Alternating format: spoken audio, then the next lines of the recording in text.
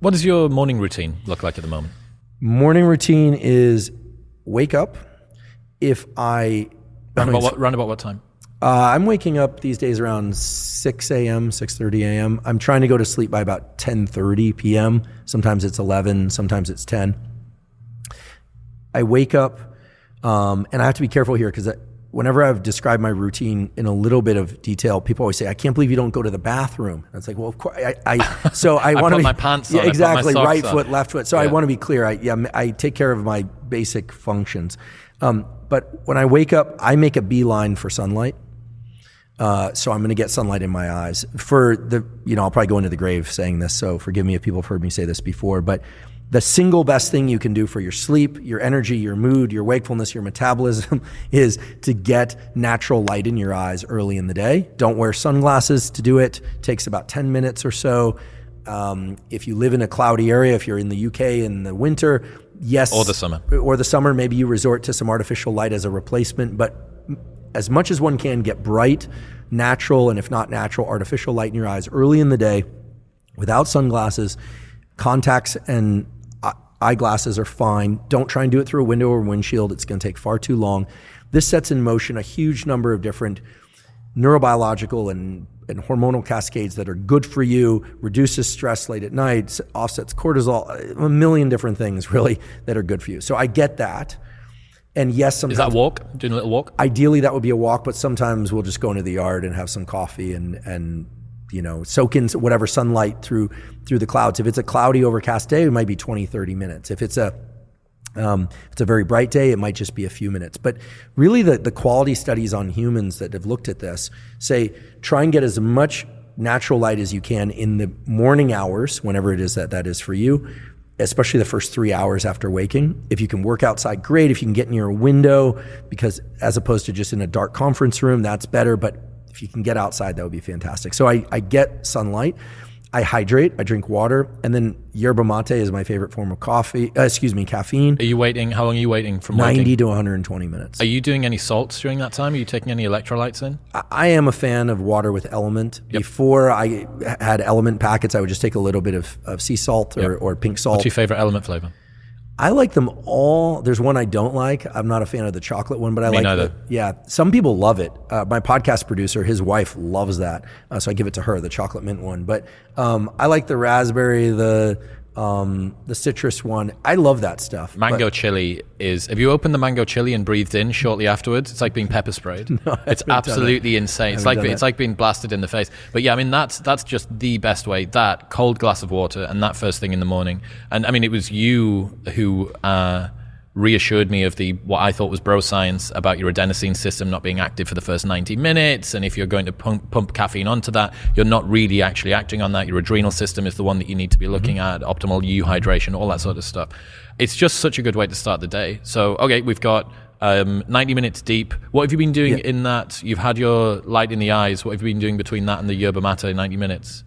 I do everything I can to not do email, not do social media, and to take care of a few critical tasks. These days, I have this obsession with trying to do one cognitively hard thing a day, and one physically hard thing a day. Now, not extreme physical, not David Goggins level workouts or anything, but in that 90 minutes, I'll typically try and read a research article start to finish, or I'll work on a document that I might be doing a grant or research paper or planning a podcast or researching a podcast.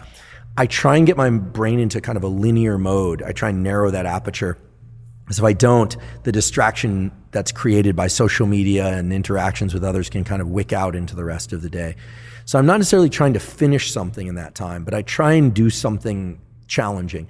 I experience great pleasure from battling through something mentally challenging. But that's something that I built up since my university years when I was about 19 or so, got serious about school and really started to experience the deep pleasure of like, I figured that out, or like, that was really tough.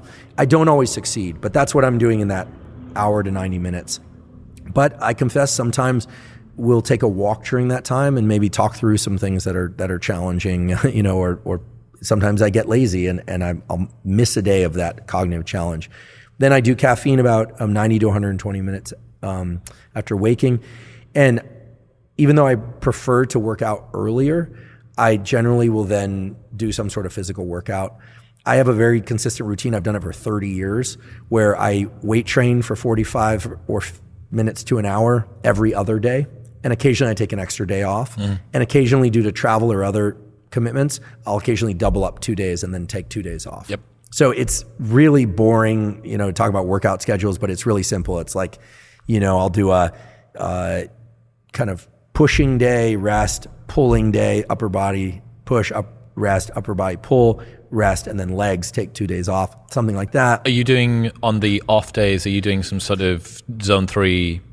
Always jogging or skipping rope. Those are my favorite forms of cardio. Sometimes swimming, but typically I'll go running for 30 to 45 minutes.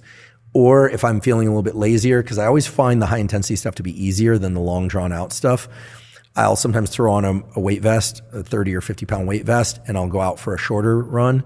Or I'm a big fan of Knees Over Toes, Ben Patrick. I know you had him on. Yeah, great guy. We were down in Costa Rica with him and his wife, who had the best time and learned so much.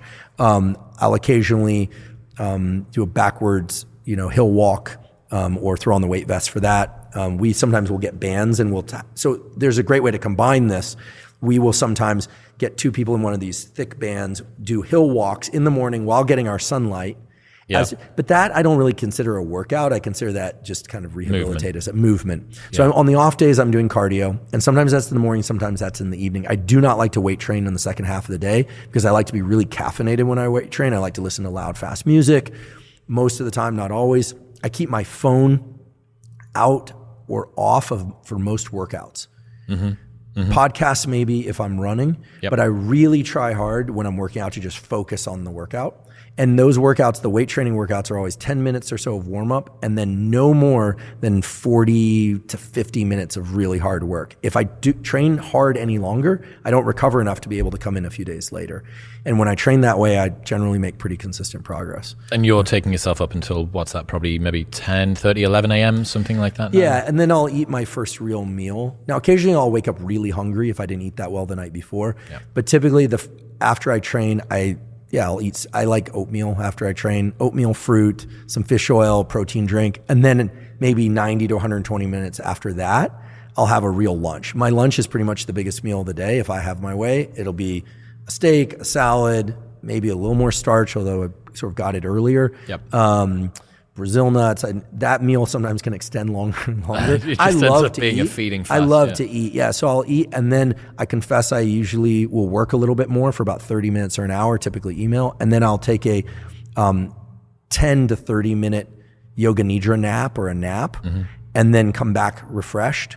I really struggle with the naps, man. I come back after that and my emotions are all over the place. I'm disoriented. Maybe it's because I struggle to fall asleep super quickly, and therefore I'm extending that period out for a little bit longer than I need. I probably need to try the yoga nidra thing, but for me, I'm absolutely all over if I do that. I wake up and I don't know what day it is, and my emotions always feel a little bit out of whack as well. I wake up grumpy from naps sometimes, I'm told. Okay. There are a few times when I've woken up just really angry. I have no idea what that's about. I don't know any of the neurochemistry associated with that. Sometimes I wake up from naps, it's really pleasant. I'll occasionally do, if the nap is early enough in the day, afterwards I'll have a nice double espresso and get back into work. That's the hardest part of the day, actually. If I was well structured in the early part of the day, it's that 2 or 3 p.m.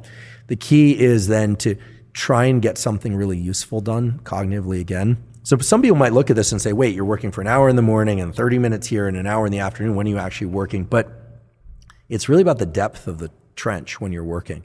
And so if I'm going to drop into something again for a few hours in the afternoon, I'm really going to drop into it. And that's typically phone off and out of the room. And my goal is to get to the evening time so that I can do the things that I want. What's happening, people? If you enjoyed that, then press here for the full unedited episode. And don't forget to subscribe. Peace.